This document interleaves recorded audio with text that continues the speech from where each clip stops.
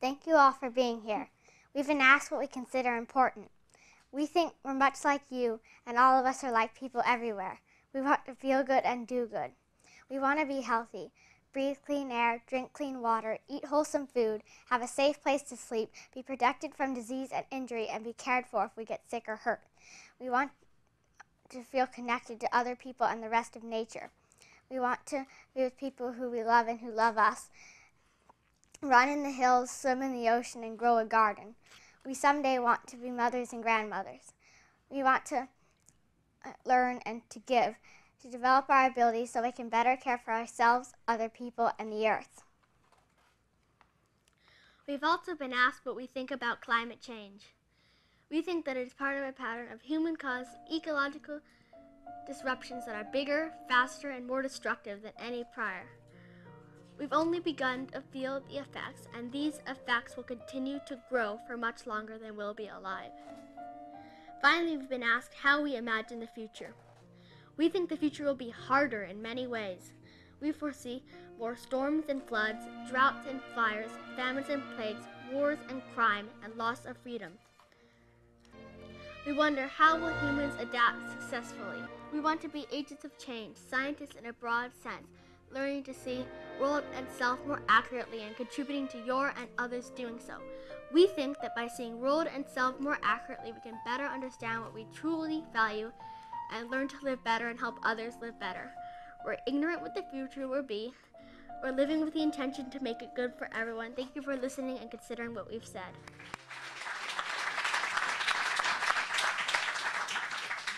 Thanks very much, Lorna and Carol, Michael, and the Media Center for having me. I'm the left brain guy, but there's something I learned a long time ago, which is that people have a lot of choices, and sometimes those choices are conflicting. How much do we care about how rich we are relative to the diversity of culture and nature as a legacy that we leave to our children and grandchildren? Those are value issues. And we guys in the left brain, we're not so good at that.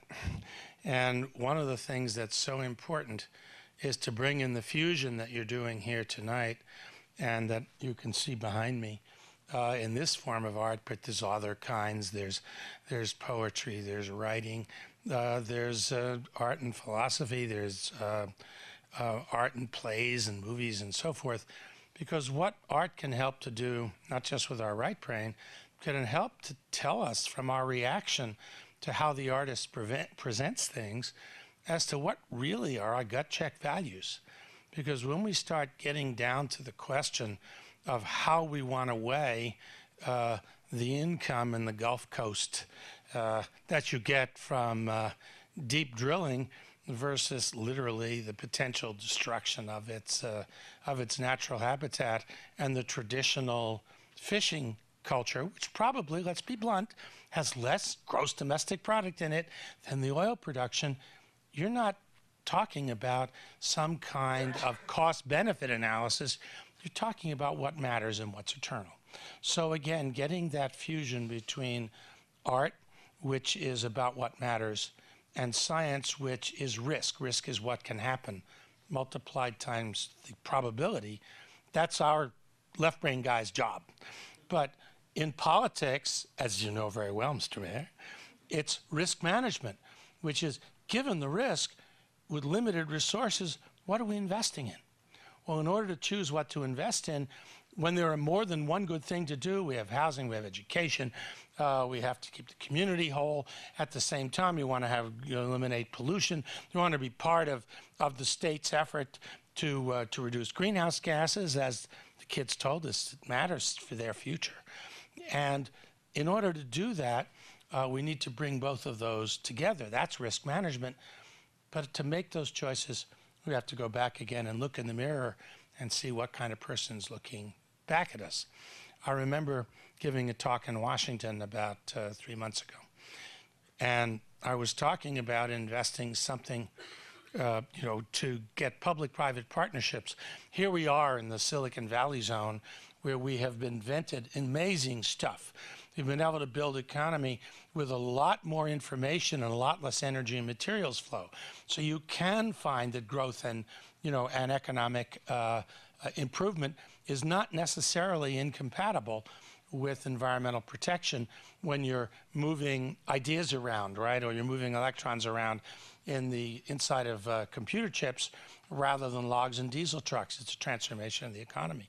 But in order to achieve that, you have to be able to move yourself forward. And you need to have partnerships which help encourage private investment, where you do need some government pump priming.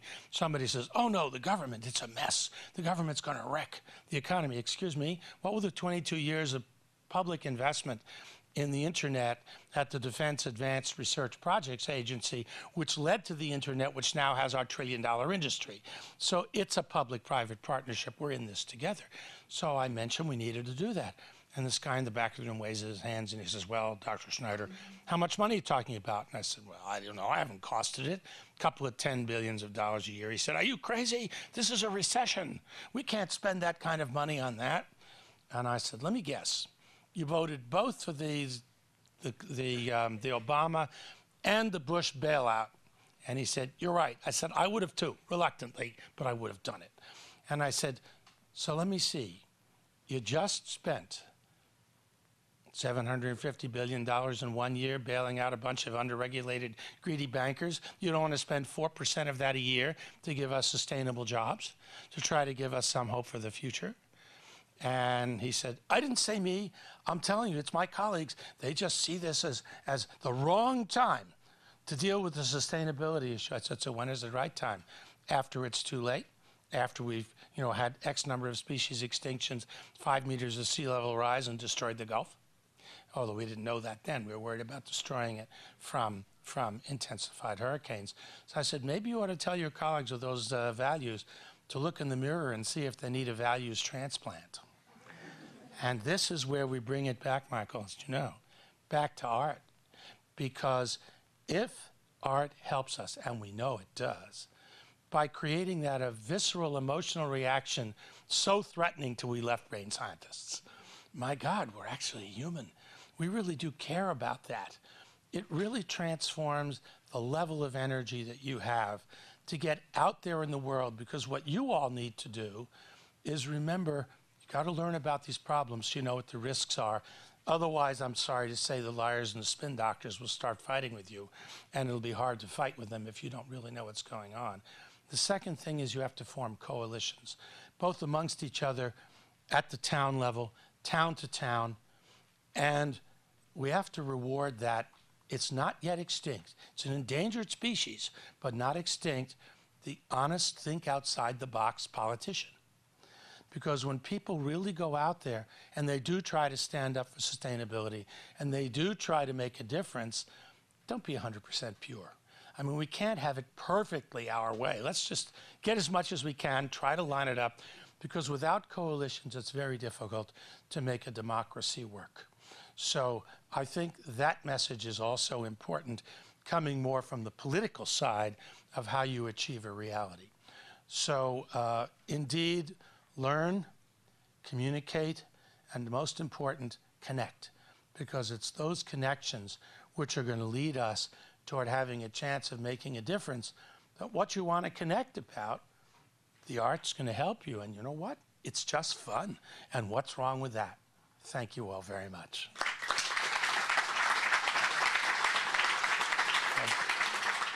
I was just back at the Justice Department, and one of the things that happens as Attorney Generals change, I used to work for a previous Attorney General, they pick all new art. And as that art changed, that was one of the few things I walked in and I said, it's all different.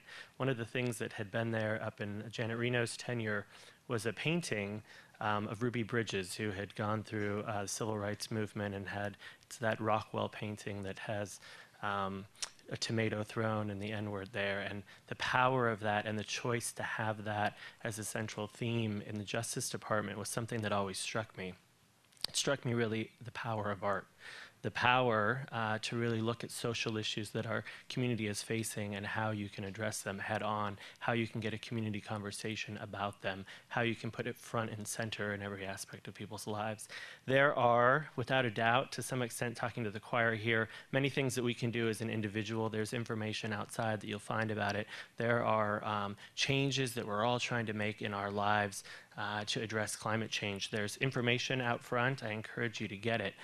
There's also things that we as a community, as the mayor spoke about, are doing. I encourage you to go to the website, find out about those, and get engaged. But I think what's important tonight is we're talking about how we can support artists, how we can support an artist movement to really make this a moral issue, to really think about how we can think about climate change, about environmentalism in a way that galvanizes all of us to think about the difference that needs to happen in the world and how artists can create that conversation and create change. So I encourage you to think about that.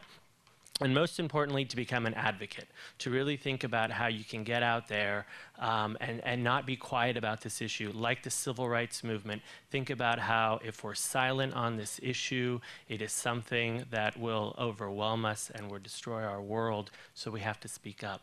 So I thank you for being here tonight. I think that's an important first step. I encourage you to think about ways you can support artists in their work to bring climate change front and center in the world and in our community, and I encourage you to continue each as a person thinking about how you can make a change with regard to climate and climate change. So thank you very much for being here tonight, and let's all continue the fight together. Thanks.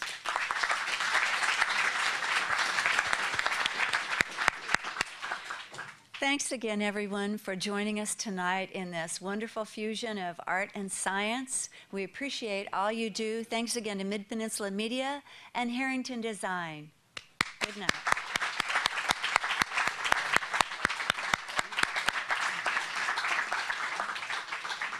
Be sure to pick up literature on your way out. Really good points put together by the Palo Alto chapter of Association of University Women, telling you lots of tips for what you can do to help the artists, help the scientists.